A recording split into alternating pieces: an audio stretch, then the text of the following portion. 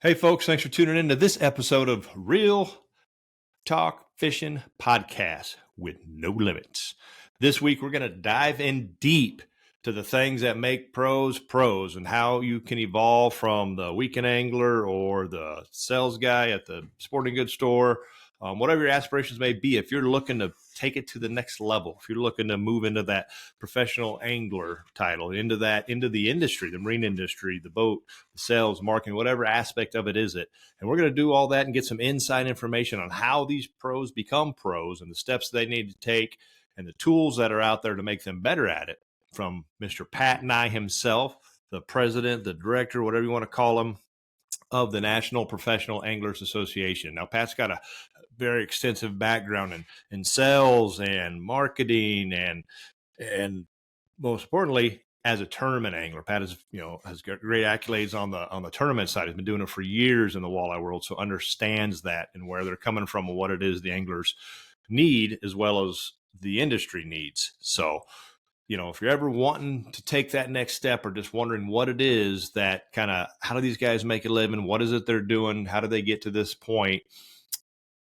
Pat is going to give us some tips to tell you about that. And some of these answers might surprise you. So Pat is a Freshwater Fishing Hall of Fame member. So this guy is no stranger. He's been around and knows what he's talking about. We're going to dive in deep. Here's some stuff from Pat. So stay tuned to learn the inside scoop from Pat Neu on what it takes to become a professional angler in today's world. So stay tuned. Real Talk Fishing Podcast with No Limits. Here we go. Hey, folks, thanks for tuning in to another episode of Real Talk Fishing Podcast with No Limits. This time we're going to dive in a little deep to what makes a pro a pro.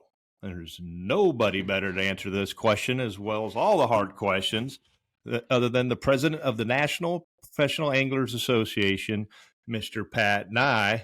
So let's just wet a line, let's dive in, and let's get some inside scoop from Pat. So, morning, Pat. How are we doing?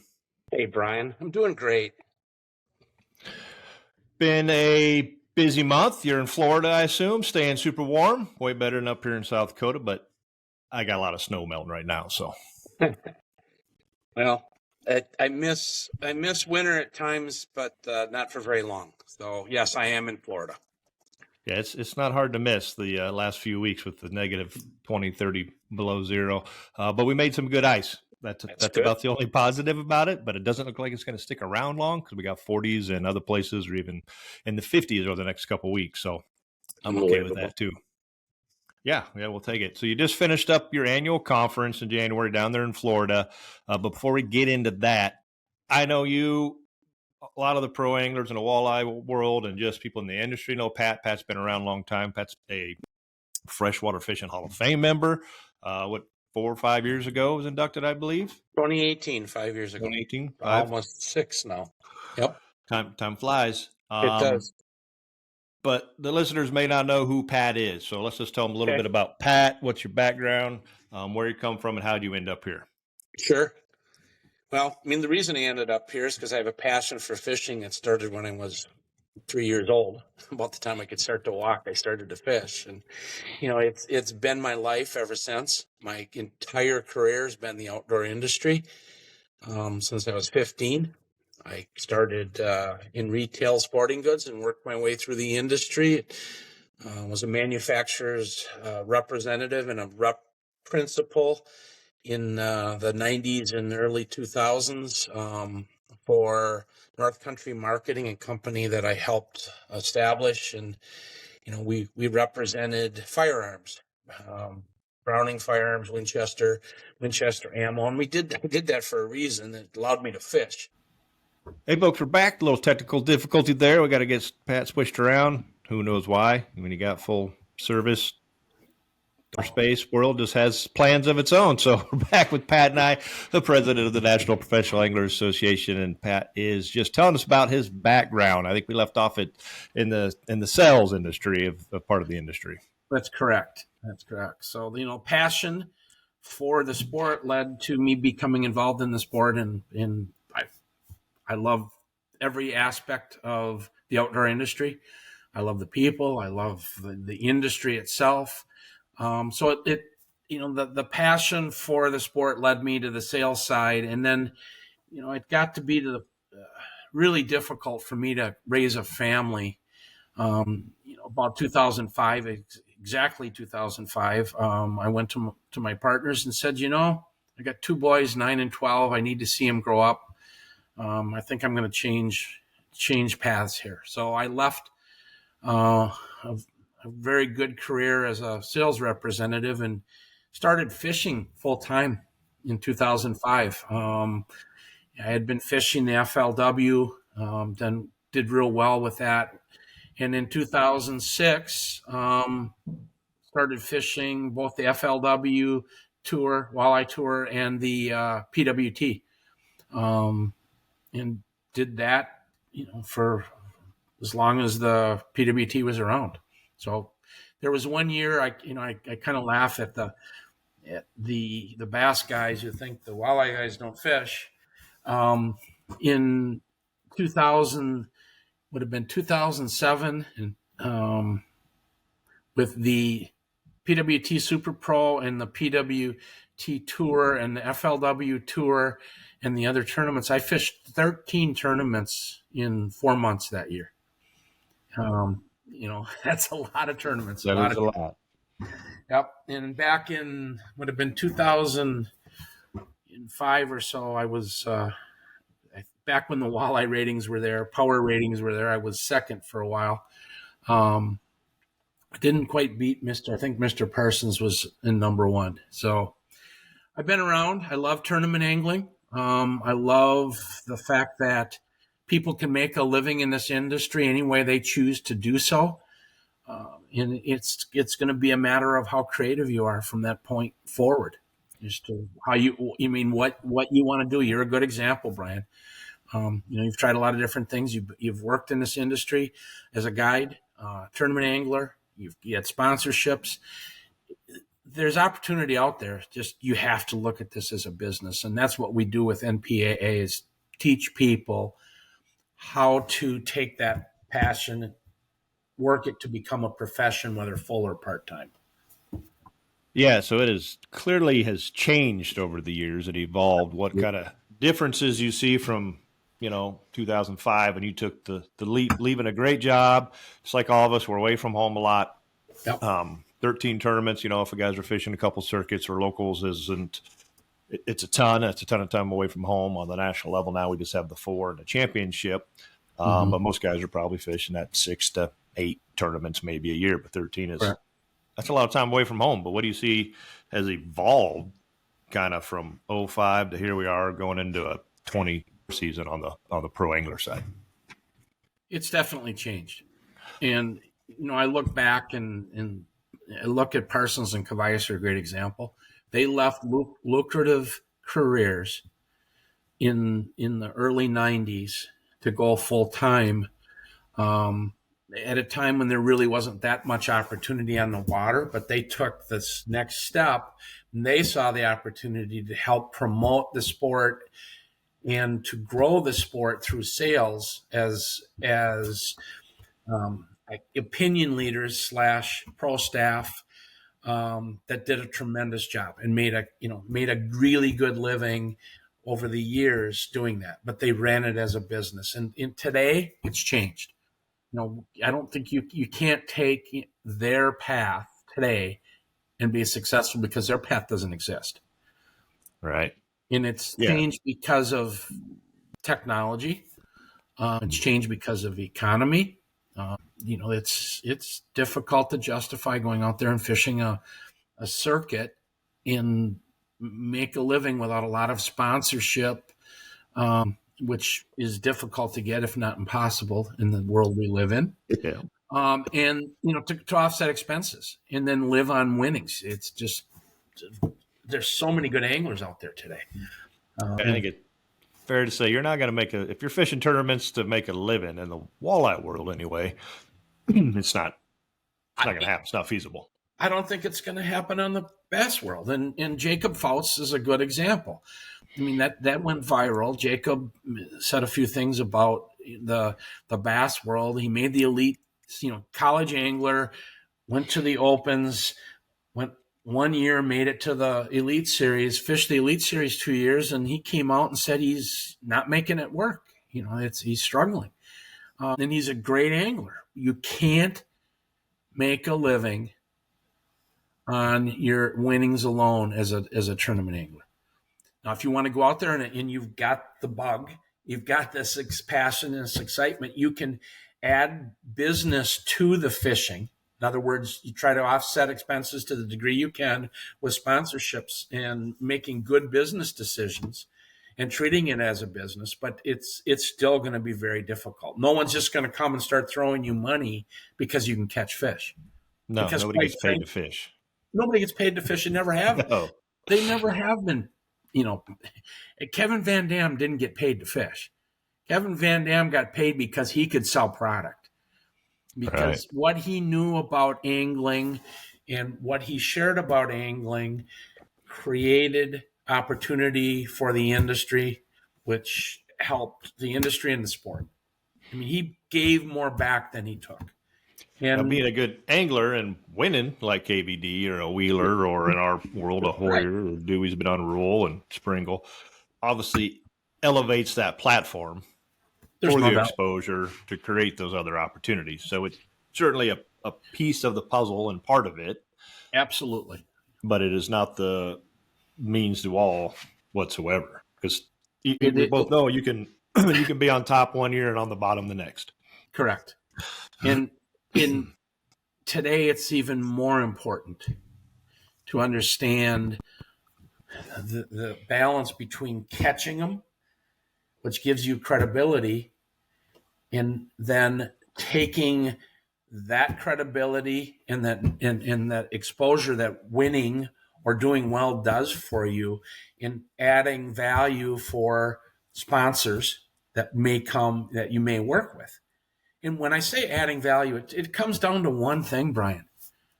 You have to increase sales for them. All that matters is sales, because that's what creates all the revenue to allow someone to pay you for helping them increase sales. You're adding value. And it's the way the world works. I think I know a guy who says nothing happens until a sale's made. I think it's something like that, right? Nothing happens until something's sold. It's that simple. Until something's sold. It's true. And and we'll dive into this pro staff versus sponsorship stuff. It kind of drives me nuts. But let's get to, before we get into that, let's let people know about the NPAA, what it is, sure, where it came from, and then I think that'll lead us into these sponsorship type stuff and how the NPAA helps with that. Sure. So the NPAA was formed in 1996. Excuse me. A group of anglers got together back then and said, we need to work together to help raise awareness about what we do as professional anglers and help each other become better at what we do. So it's a trade association. And it was formed in South Dakota, happens to be where you're sitting, by a group of anglers. Mike McClellan was the president back at that time. Did a great job forming the organization. A bunch of anglers that are still members helped form it. Parsons and Cavias and Glorvigans and Tommy Scarless. And the organization had this desire to help those that wanted to make a living fishing. And at that time, it was mostly tournament anglers. The whole guides component hadn't come into it at that point, even though McClellan was a guide as well as a tournament angler. Right. So it moved forward. They had a good platform to start. They brought in partners, and not a lot of them, but they had Mercury back then. They had Evinrude. They had Ranger boats. They had Lund boats. Those are the ones that come to mind. And then Bruce DeShano at Offshore Tackle has been there from the beginning. But they did a great job, and they grew and grew. And I think they got up to probably have been the late 90s. to about 500 members or so, and then it started to taper backwards. I mean, the I guess those that had joined thought there might be more to it than what there was, and it just kind of went backwards. So I got involved in 2005, really, the first conference I ever went to. I joined the organization, and by 2008, I became president of the organization, and I've been involved ever since. So, in when I came on board, it became very apparent that we needed more structure. We needed, really a simplified mission statement, and it's been my desire to see us grow to what we should be, which to me is an organization, an umbrella organization of tournament anglers, guides, charter captains, angler educators, anybody that's making a living or would like to make a living fishing, which would include the trade. So we've got partners, and that grew dramatically when I got involved. So, we've got brand wise, we probably have 80 brands under our umbrella as partners. We've got nonprofit partners and so forth. But on the member side, we started to grow pretty quickly, and we're up about 1,400 members, and we're teetering back and forth at about 1,400 members. What's frustrating to me is that there are, to the best of my ability in coming up with metrics, because the metrics don't exist as to how many guides, captains, tournament anglers, and angler educators are out there, which to me that's the most important metric the industry should be working from. Because these are the people that understand the sport better than anybody else. They're actively involved every single day, whether full or part-time, and they're the number one customers. I mean, I don't care if you're sponsored or not. You still buy a lot of product. A lot. So doing some math and talking to some industry people, upper-level industry people, I think there's about 150,000 of those out there. If you take the whole country, East Coast to West Coast, the Gulf Coast, all everybody in between, including the guides that wade in streams out west, and it's just there's a lot. And the reason I say 150,000, there's 50. Let's say I'm going to round it. There's actually 54 million according to the most recent number, but there's 50 million anglers in this country. 150,000 is 0.3%. So I'm talking, we're just a small number, but it's a big number. So there's the influencers are a small number, but it's a big number. And I'm trying to get them under one umbrella. And the hard part is getting them to understand what we're talking about here. Because if I got them, every single one of them that are out there, to watch this podcast and all the other ones that I do, and listen to what I'm saying. And all we're trying to do is bring the opinion leaders under one umbrella to allow us to become a force and a factor for the future of sport fishing, because we care more than everybody else, because we're trying to make a living at it, and we've got more passion than everybody else. And what we do is far bigger than getting a discount on some product from our 80-some brands that we have as partners. That's really good because it helps them create sales. So they think we're pretty cool.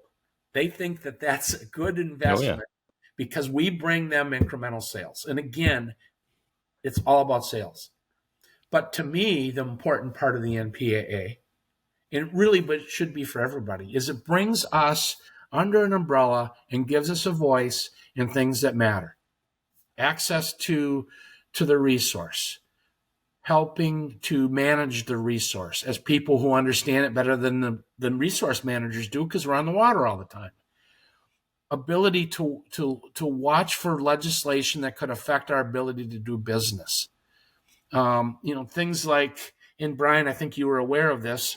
If you've got a wrapped truck and boat and you're going down the highway, you could get pulled over at any weigh station in this country because you need a DOT number, because you're in pursuit of revenue when you're driving to a tournament. That's why you're getting paid by somebody to wrap that boat in that truck. They can Yep. pull you over, and if you don't have a DOT number, you get a fine. They could take your truck, and it's not happening. But these are the things that I'm watching that could happen overnight. Yeah, that was a big hot issue in Minnesota, what, 4 or 5 years ago? That's correct. It was really hot. There was in Iowa for a while. There was a couple DOT stations there, but that's just one example. I mean, there's so many others out there. You know, in Michigan right now, we're working with our group of in our network, ASA, Congressional Sportsmen's Foundation, the BASS, and the Michigan Conservation Committee, I guess Conservation Commission coalition there, to try to circumvent a law that they're proposing that's going to allow commercial fishermen to take game fish again. That hasn't happened since the turn of the century. Now there's this talk about that, allowing, having them be able to go out and throw nets and take perch and take walleyes and take northerns. And those are the things that we are doing as part of a coalition that's out there to help our members and to help the future of the sport. And to me, that's the most important part of what we do. Right. It's the whole rising tide moves all ships type of thing at once. If you get those 50,000 of all those outfitters guides, there's a lot of them out there. And I know it's been a big hot topic in South Dakota lately on some of the fishing forum pages that, everybody has an open weekend and an ice shack. They're a fishing guide. And these places are getting bombarded. Now, we don't have very minimal regulations here, unlike some other states, to become a fishing guide. It's kind of like when I was a contractor in Nebraska. You had a cell phone and a pickup and a tape measure. There you go. You're a contractor. Some of those are changing, and I would personally like to see some further restrictions to minimize that some. But that's a lot of people, a lot of voices. We've had some wins recently. North Dakota, I know we kind of led a little bit of effort on that. The North Dakota guys, Axman and Jeremy Olson. There you go. Jeremy wrote Johnny that Candle. Yep. And Candle and those guys really, but we, kind of spearheaded or jump-started that and got Chris Horton from Congressional Sportsmen's Foundation involved. For those of you that don't know, North Dakota had an old rule, kind of a typical move by game commissions and just policy in general. Things happen, and the general public just doesn't pay attention to a lot of these things. They don't read the minutes, so you're unaware, and then they have things titled or named different than what you would be aware of. So shame on the public for not noticing, but it's completely common. Not many people follow that stuff close until it's too late. And in this case, it was too late. So it took legislative action to go back through.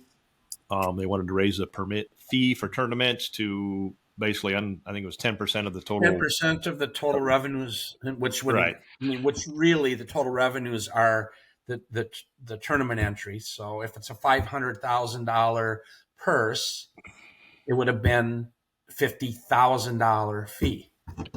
Yeah, and these are paid directly out of the tournament organization's pocket. So you're losing. So immediately they lost all the National Walleye Tour. I think head to head was going to go there. AIM worked out something. MWC didn't go. MWC just said, we're done. We can't afford to go to your state. Tourism is great, especially Susie at Devil's Lake over there. She had a lot to work on that, but they help, subsidize some of that and help get these tournaments there because it's huge for the economy. But bam, just like that, no one's going to North Dakota for tournament fishing anymore. So you lose all that license revenue, all that, that local economic drive to those small towns, which is just astronomical. I think Devil's Lake did the study and brought in $400,000 in 7 days. Correct. You figured you got 50-gallon fuel tank on your boat and you're almost filling it up every day. Plus fishermen are going to buy everything you got, snacks, drinks, hotel, lodging. You got to eat a little bit, but they're going to buy every lure you got. Every tackle shop sells out of the hot thing. It's a lot of money, but they got that rewritten, and actually, I think it's down to $250 for permit now. So not only did which is similar to every other state, but here's the big issue. Right. A lot of people don't even know this. So we were made aware of this change in the way they were going to enforce old legislation.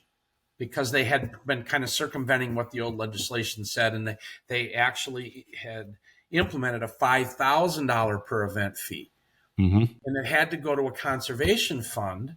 Yep. And it directly, so they wrote a $5,000 check to the conservation fund.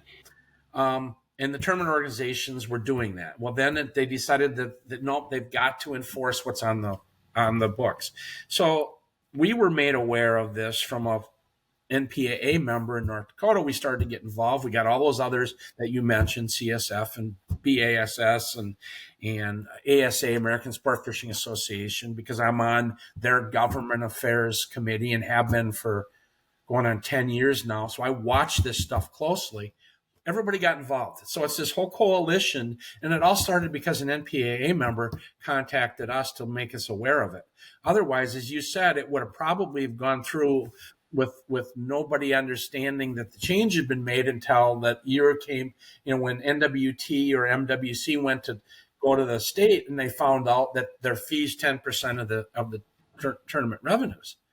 So we got, yes, it went into effect for a while, but we got the ball rolling. And then as Brian, you and I talked about when it was coming down, because you were president back then of the NPAA. When it started and we started to get involved, we tried to get ahead of the curve here, and not have to go through the legislative standpoint. Nope. Well, we had to go through the legislative part of this. So an NPAA member, Jeremy Olson, got involved, and because he was running nonprofit tournaments, which this law affected them too. So that meant that the nonprofits had to give 10% of their take back to the state, and the long and short of it is this. This is exactly the type of situation that I talk about when I talk about the need for an umbrella organization to watch this and then to fight it. Because the more people that there are out there, especially influencers, which that's what our members are influencers, the more of them that can help tell the story and get others activated, the better off we all are. Whether we're professional anglers or we're general public, who are out there wanting to go fish. So that's the real advantage that we can bring, is we can help activate all this. We can't do it ourselves. We get 50,000 as members. Think of the money that we'd have in our coffers. We'd be able to hire, because we're a nonprofit. We're a 501c6. We're a trade association. So nobody's going to get rich here. The money's going to be funneled back into what our mission is, which is to grow is to increase the professionalism of our members as we work to grow and protect the sport. The grow and protect the sport part is, to me, the most important part. The increased professionalism, we're working at that with our conference and, the networking and so forth. And we've got more coming if we get more revenue on educational, initiatives and so forth. But if we have 50,000 members and $100 a year, do the math. All of a sudden, we've got a lot of money in our coffers, about $5 million that just from that we can use to protect what we all love to do. And that's what we'll do with it. It's simple, but yet not so simple. Obviously, the more money, the more you can do. I think people, when attrition, you lose members, you gain members, some expect this, respect that. But first off, the members need to be engaged and pay attention and read emails and come to conferences when they can and make things happen. But not everybody's going to be, and that's fine. Doesn't mean they're not getting the information and they can speak to an issue or a topic or a new bait or something that comes out because they see it through the NPAA. Correct. But protecting the sport, it all ties together. Protecting the sport as a guide myself, and all guides should and foremost be the ones that care about it more than anything. If you don't have that resource to use, the waters, the land, whether you're a hunting outfitter or a fishing outfitter, you don't have a job. You don't have a career. Correct. And if you don't have that resource, you don't have the sponsorship because there's no tackle company selling anything to nobody that can go use it. It's real. It seems so simple, but I don't think everybody grasps the big picture of it sometimes. and realizes that you lose one little piece of whatever it is. Access is a huge one. Yep. Everything snowballs and you lose a big piece of something else. Correct. So, as we go through the years here and we look at where the NPAA came from and where we are now and what we see from a strategic standpoint for a vision for the future, we've got so much opportunity ahead of us. It's unbelievable. And it's not, part of it's to protect the sport, which that's great. That's what, as you just said, that's what matters. Because the access and the fishery, I'm going to give you a good example of that. We put together a press release that went out the first week in October, timed for a specific reason, because we knew that the American Sport Fishing Association's meeting was that week. We dropped that press release the day that the American Sport Fishing Association Government Affairs Committee met on purpose, or the day before, so everybody saw it. It hit perfect. And it was an article on forward-facing sonar in the concerns that we have as an organization, and Al Lindner had, because he as a member, life member, he came in and was quoted numerous times in there about watching the effects forward-facing sonar has on the resource. That's all we were trying to do, is just say, hey, everybody, we're not against forward-facing sonar at all. We use it. We love it. We catch more fish. But it has the potential, and it's not just forward-facing sonar.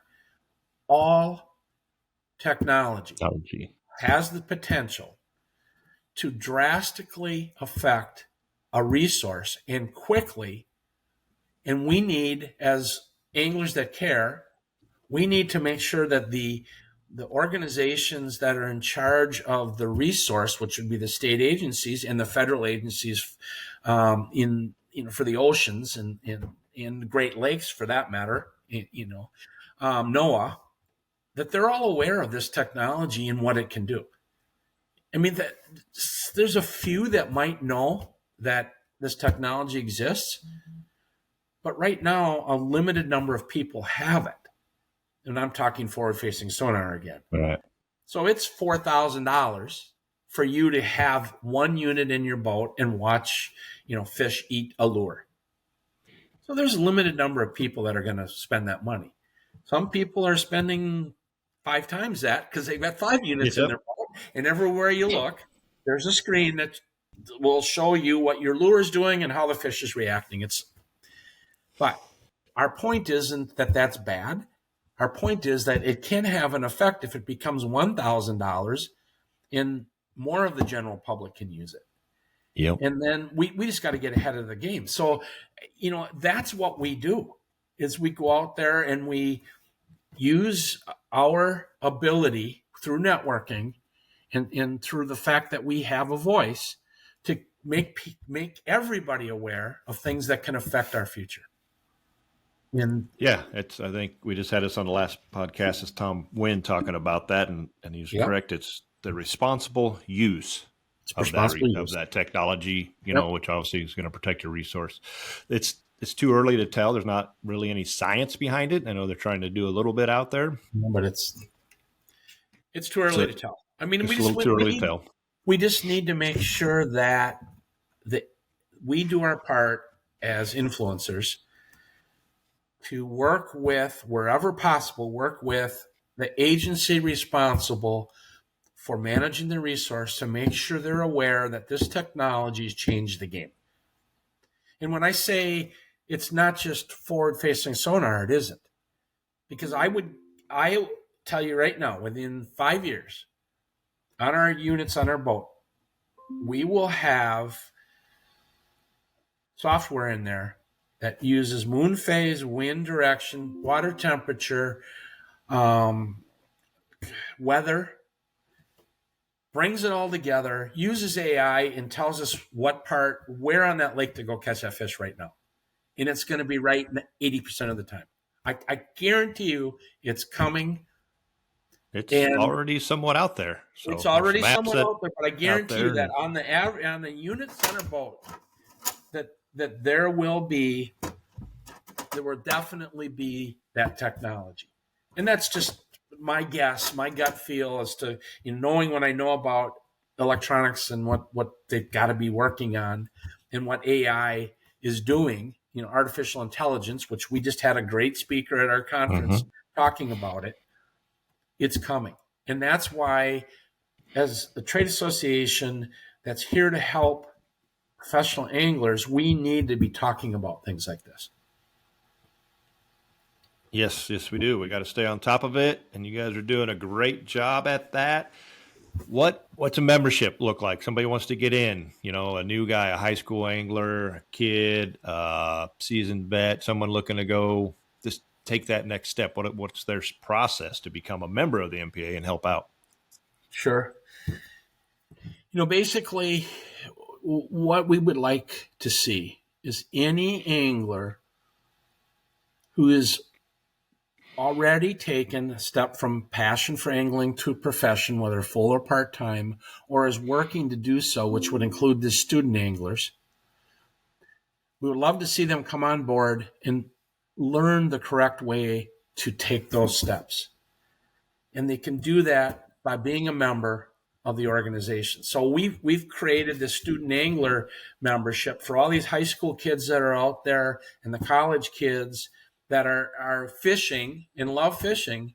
And many of them are thinking about what they're going to do for a living. And there's a lot that would love to work in this industry. And I believe that becoming a member of our organization, paying attention to what matters for the business side of the sport, if they get involved with that early, we're going to help create the new leaders of our industry through our organization, because not every one of them is going to become a tournament angler. It is not going to be Jay Shakurit, where you can actually make a living doing it, or a full-time guide. I mean, they're not all going to do it. It's not going to be for them. But if they have an understanding of the sport and what matters and how the industry works, they can get involved in other parts of it. My son's a great example. He's a great stick. I mean, he is good. I thought I could catch him. I'm horrible compared to him. And it's really, really great to see him look at what was in front of him for an opportunity in the industry, make a decision not to chase or go down the path that Jay Shakurit did, because Jay Shakurit, great angler, phenomenal. He was in the back of my son's boat.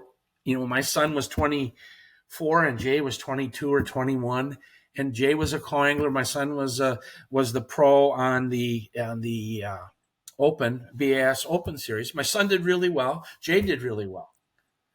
But Adam made the decision that he's going to go down a different path, and he's now purchased Howie's Tackle in Sturgeon Bay, Wisconsin, with a partner, and that's his path. And yet he can still fish tournaments on the weekends. He's winning money doing that, but he's also running a business that is successful. So he's a great example of a different way to become a full-time professional in the industry, because he took that step toward making a living in the industry, but he did it through tournament angling. And, now he's got his captain's license. He's going to do a little guiding. There's just different ways to do it. And that's why it's really important to have these student anglers involved. And then any angler that may be looking for a change in what they want to do for a living. I mean, Brian, as well as I do that you could work about every day in the year if you want to as a guide, and you worked hard at it and you promote.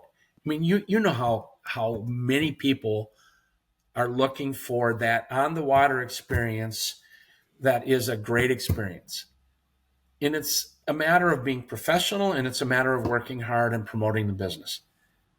And I think people outside looking in think that these guides just get to go fishing every day for a living, but don't realize, same with professional anglers, it's those tournaments are 2 days, maybe 3 days, and that's all you see. You don't see Right. everything that goes on behind the scenes or all year long, and realize that it's 90% promotion, marketing, sales, 10% fishing, time spent on the water. In preparation. I mean, it's you're right. It's sales, but it's also running a business. So administration of the business, the buying the product, keeping receipts, because when you get to the point where you're making money, you've got to be able to, you're going to have to pay taxes, and you can offset that income with expenses, but you have to do it right. You have to understand how to keep books, and that's all part of it. And that's what we teach, and it's critical for success. But there's so much opportunity out there. Yeah, I can attest.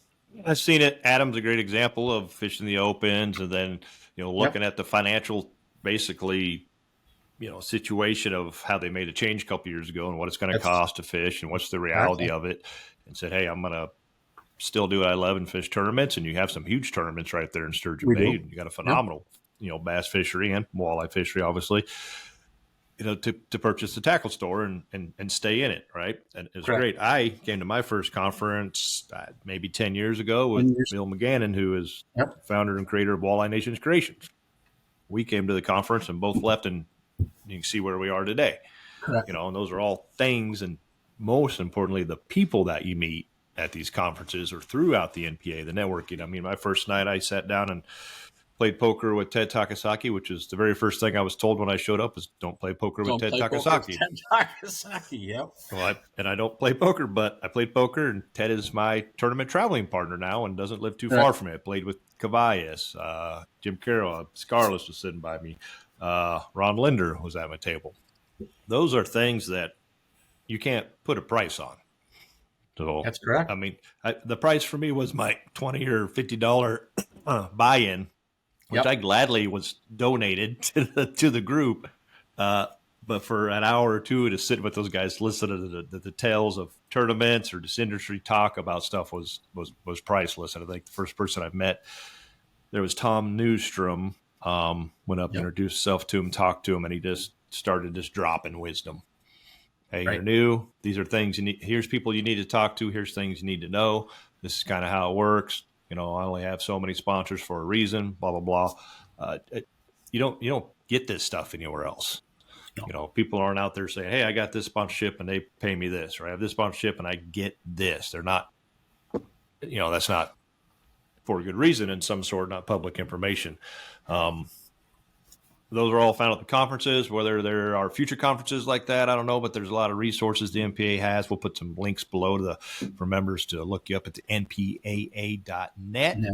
They can join, be a member. High school fishing is huge, it's taken off. So we got that student angler. It's like $50 or something, I think, still maybe. $50. Yep. Right. And of course, there's great partners involved, and the members are receiving discounts on much of their products. Help these guys get out there and obviously promote those products and sales.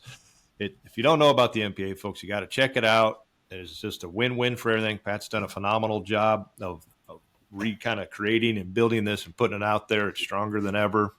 We need to keep it that way moving forward, especially why Pat is on his Twilight tour here this last year before he gets to stay down there in Florida permanently, probably, and bypass these northern winters. Next year at this time, we need to do this again, and I can give you even a different perspective on the industry. Right. It is. So speaking of the industry, where do you think it's at? What's our state of the industry kind of feeling like now? State of sponsorships moving forward. Obviously, we're in an election year, so economy is nobody knows. NWT posted their payouts for the coming year yesterday, which is just anticipated. No change. Doesn't mean there won't be next year, but there's obviously, growing pains and new management and stuff like that. So I imagine they don't want to try to stir it up too fast. But where do you think the industry is heading? Well, it's a tough time for the industry right now. You got to remember that the industry is comprised of boat and motor companies and tech and electronics companies and tackle companies that are all out there looking to make sales to people who, the general public doesn't need to go fish. So they're not you. They're not a full-time guide or a part-time guide who makes a living fishing. So they don't necessarily need to buy a boat and motor or the best electronics. And when interest rates were 3.5% or 4%, there were a lot of boats being sold. And then you hit COVID when there was nothing else to do but go fish. Yeah. And then every single new and used boat in the country got sold overnight because there was money coming back from the government, from incentives. I mean, everywhere we looked, there was money falling. And people were buying boats and motors at record levels. Reality's set back in now. On top of that, you add inflation and you add high interest rates. And you can imagine what's happened to sales of boats and motors in this country, both new and used. They're not moving. They're not moving. No. It's dead. I mean, it's 2009, 2010 dead, if not worse. Well, they went from $60,000, $70,000 to $120,000 in 4 years. Yeah. And might have a little bit of something to do with it, boat manufacturers. It might have something to do with it. And on top of that, when we were talking electronics, those the electronics that go on these boats comprise about. If you rig them right, it's minimum 10%. Add the trolling motor in, it's 20 to 25% of the cost of the boat, and so those companies are not seeing the sales that they had. There was some residual left. There was filling the pipeline back up because it was empty. And so that's all slowing down now. Same thing goes with high-end rods and reels. Are people fishing? I think they're probably fishing more right now than they have in years. So, the core tackle part of this, I don't think is heard anywhere near as bad. But there's some other stuff going on out there with the change in the industry that's affecting the industry as well on sponsorships. And that is, the big companies that have been purchased by equity money. Yep. Because sales have slowed down, the equity money people are saying, well, what happened? And now they're looking to cut their expenses. And you do that by cutting pro staff. You do that by cutting your staff, people that work for the companies. And it's kind of this big snowball that's rolling. And it's affecting everybody at every company at every level. Are there some out there that are killing it because people are fishing? Yes, there are. There's some really good success stories.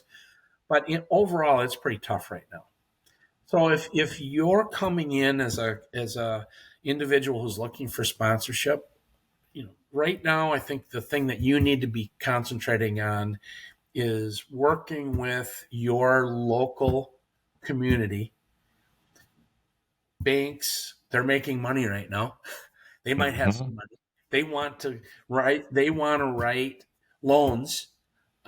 So go to the local bank and say, hey, there's a bunch of people that would like to buy boats. There's boats everywhere. There's good prices, comparably, compared to where they were. There's good prices. I can help you promote your bank and the opportunity to go out there and write loans to these people who want to buy boats and motors. There's opportunities with car dealers, and there's opportunities with your local car dealer. Things that you can do that are, not first, top of mind. That's who I'm going to go after for sponsorship. But there are things you can do with your local community that make good sense. Get involved with, the local grocery chain or store and say, we're going to have a fish fry weekend. Bring your boat out in front of the place and you go fry fish, and it doesn't have to be fresh caught fish, but you just got to get creative. And you know what? It works. I did it. I know others that did it. There was an angler, Kim Pat Neu. He was from the UP, Escanaba to be exact, chief. He never had a national sponsor. He fished the PWT on someone else's dime for years, all with local sponsors. And he had them all. He had the grocery store. He had the laundromat. He had the car dealerships. He had just so many. And that's how he did it. That's really smart because they're going to be there no matter what. And if you get a good relationship with them, that's a great opportunity for you. So, that you asked me about the industry.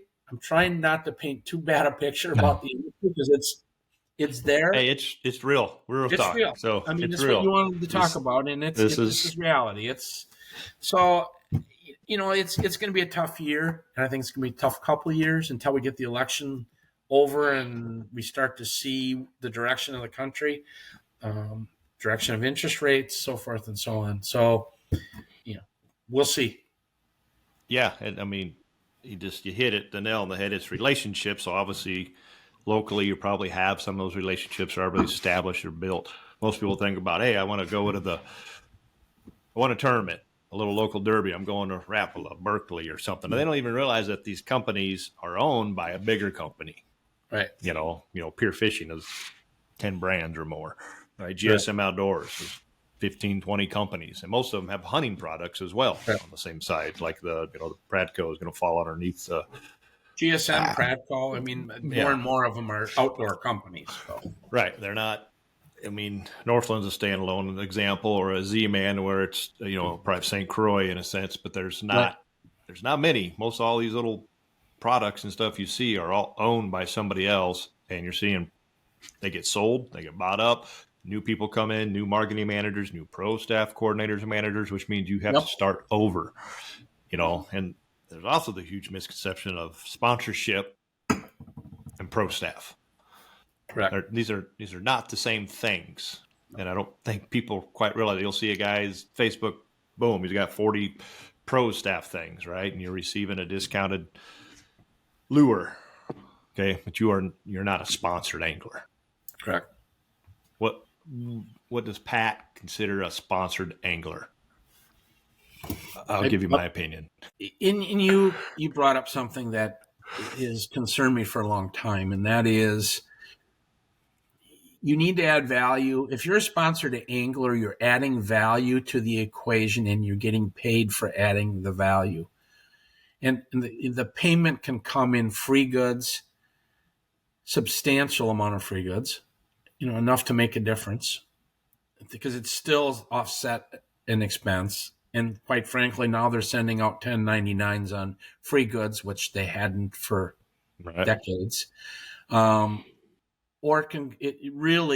you're sponsored when you're getting retainer. You're getting a check, again, to offset expenses or to add revenue to your business.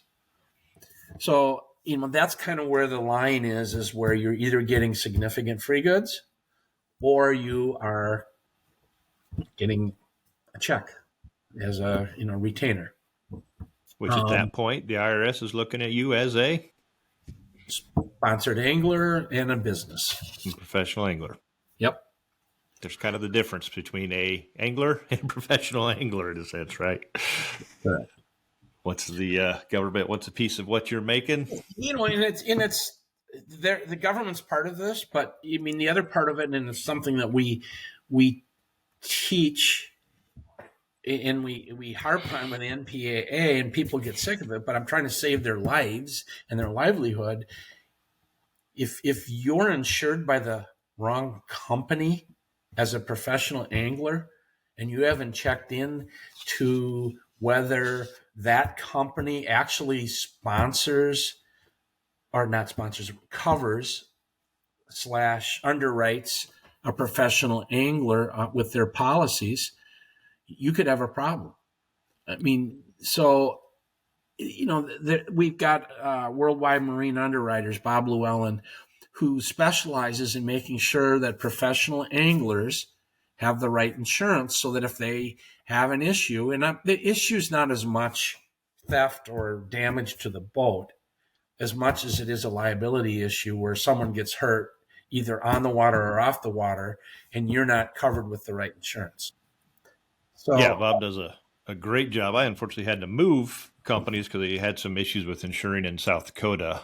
right, Through yeah, a new companies went through, but I went to a new company. But I've added from just that, you're not always covered. As most people aren't covered at all properly or the that's way correct. they need to be covered. Period. But as a guide, you obviously have a lot more coverage you need for certain situations, whether you're picking them up at a resort and driving them to the boat ramp.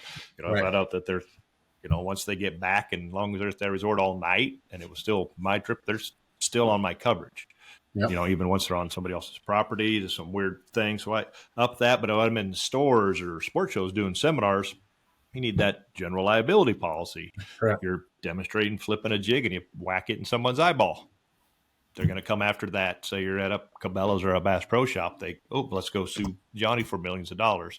That's Right. where your coverage comes into to play that. And some of these sponsors, that if you're on the sponsored level to where there's a free product, some type of money exchange, a product exchange for real value, you're going to be required to carry that.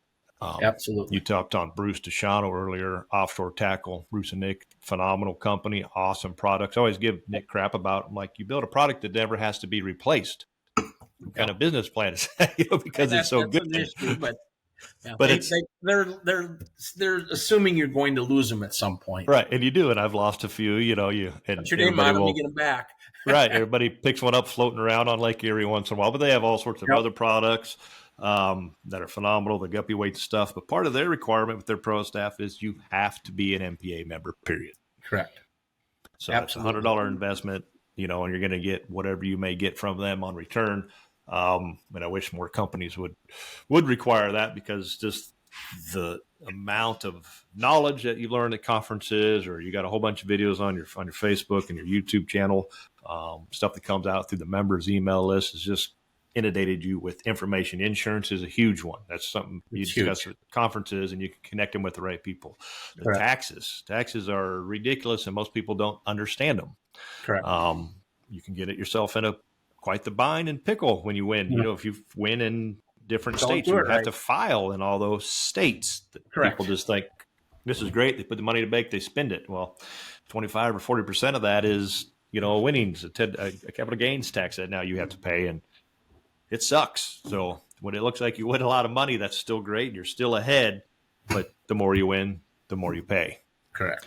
So a good accountant, good tax stuff it's all good to know.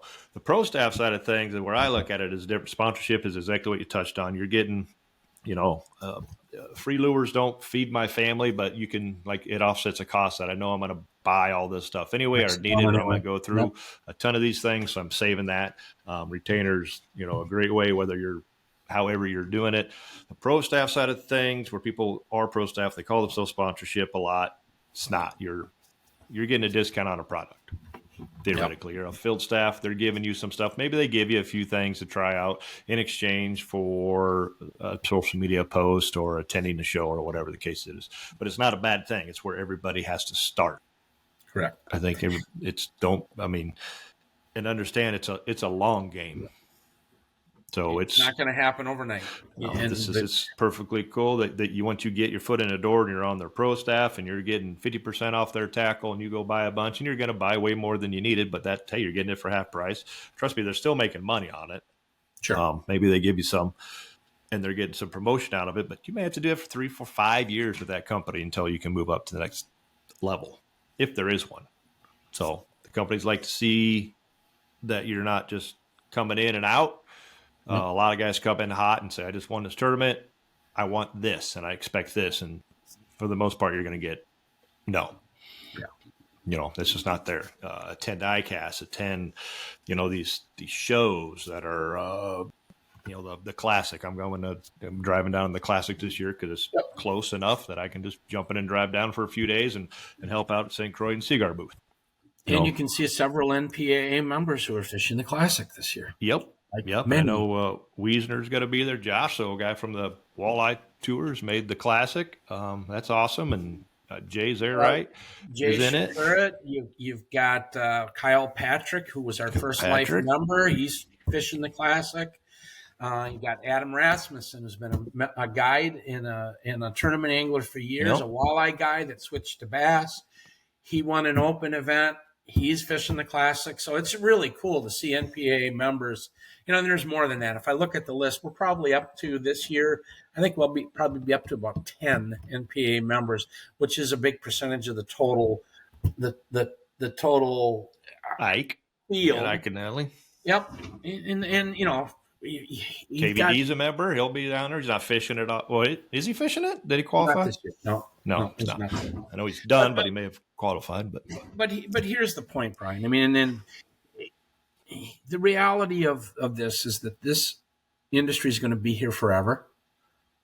You can make a living in it in a lot of different ways. And if you want to do that, I highly recommend you look at our organization and become a member, but do more than just become a member. You mentioned it earlier.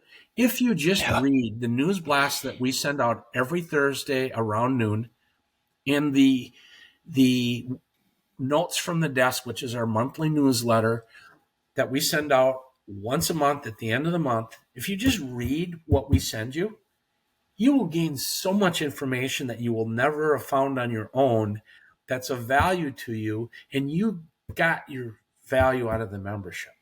And that's just reading. That isn't even then taking the next step in networking. And, if and when we're able to have another conference, go to the conference and learn. Next year, I can tell you right now, we are not having a quote unquote conference. We'll have a meeting probably in the upper Midwest, probably the first weekend in January again. It's not going to be a conference because we just can't do that moving forward, because we went through several years of major losses for various reasons. So we got to reboot. I love conferences. I think they're significant value. You've been at great conferences. You saw, some of the best speakers in the industry speak. You saw Al Linder, you saw Johnny Morris, you saw Mike Iaconelli, you saw Jacob Wheeler. You were there for all that. And KVD, I think you were there in 2018 when he was there, in talking about business. The conferences will come back at some point, but we need members, and we need members to engage. Come to the conference and don't come to drink and to socialize. Come to, or play poker. It is a nightly activity. Nightly activity, that's fine. That's part of it. But really the reason you're coming there is to learn. And that's the real reason. And then the what we put out in these conferences, if you look at the agenda and you look at the speaker list, you can't find that information anywhere else. Period. No. Just not available anywhere else. The good news is we have conferences archived. The content that we delivered going all the way back to 2018. We're going to take that, we're going to go through all of it, and we're going to put it in a form where members will be able to access it. But then the key is you, the member, need to go out there and actually listen to this stuff. Learn. I mean, it's an educational process. We got all this great content. It's going to be up to you to get value and to have you take the next step and better your business and better your opportunity to make a living. You're going to have to work at it and learn. And we've got already right now, I can tell you, we've got enough content that it'll blow people's minds. Actually, we have too much. We have to filter it to take the best of the best. And it's always evolving. So what was taught one year is good information, but I can guarantee you next year things have changed, especially when we're dealing with the marketing side of things. And all of that isn't due to technology for the most part. It's good stuff. It's just, I remember talking to Johnny Morris at the conference, that was the first time I've been to one. He's walking around and we're sitting there at lunch and he's like, wow, not only are there 250, 300 people, these are all like-minded people. Correct. They're all here for the same thing. They're all his customers, and they're all there for the same thing. They have the same goal. They love the outdoors. They love fishing, the passion. You can just see it as every vendor booth is set up and everybody's playing with the new gadget, rod, reel, lure, just like kids in a candy store for the first time. Correct. It's awesome. And even Johnny Morris saw it. I mean, that was amazing. The When funniest thing was he was buying up the products, and he came and said, I said, you have these in your store, Johnny. He's like, oh, whatever. Yeah. He was buying up a handful of them. It was amazing. It was amazing. It was 2020, just prior to the world understanding COVID was here. So yeah, we're lucky we Brian, beat that by about a month. So I want to thank you for this opportunity. I think that unfiltered discussion like this makes the difference.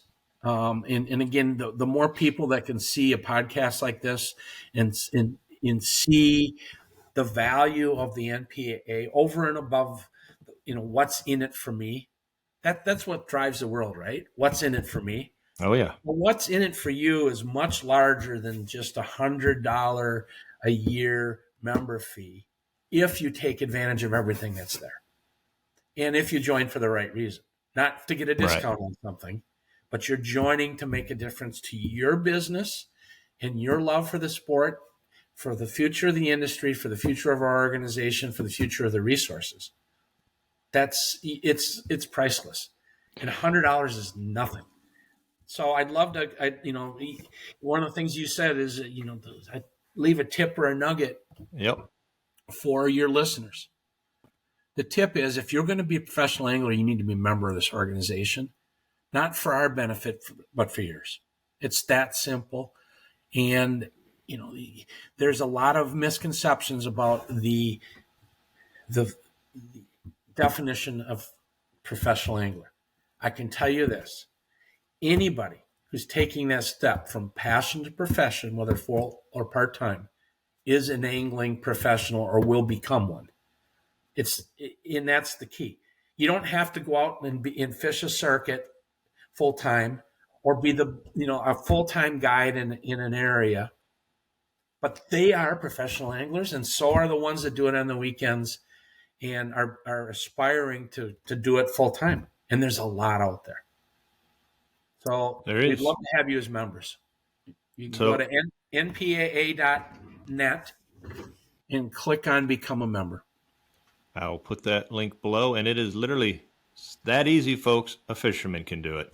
So it's not a caveman. It is that so simple. A fisherman can do it. It's so simple. Just hit that link below, drop in, join the NPAA, be a member, enhance your career, further your professionalism in the sport, meet people. It's $100. I mean, you just can't put a price on it, really. It's a good round number to throw out there that helps, move the needle forward. So that's it. Pat's giving you some great insight and scoop on the industry and where we're heading, where we're at. So thank you a ton for your time today, Pat. Absolutely. And thanks for the we look forward to seeing you real soon. And all of you listeners, just npa.net down here below. Click on those links and subscribe to become a member and stay in the news, stay in the loop on what's going on in the industry to make yourself a better angler. So thanks for tuning in to this episode of Real Talk Fishing.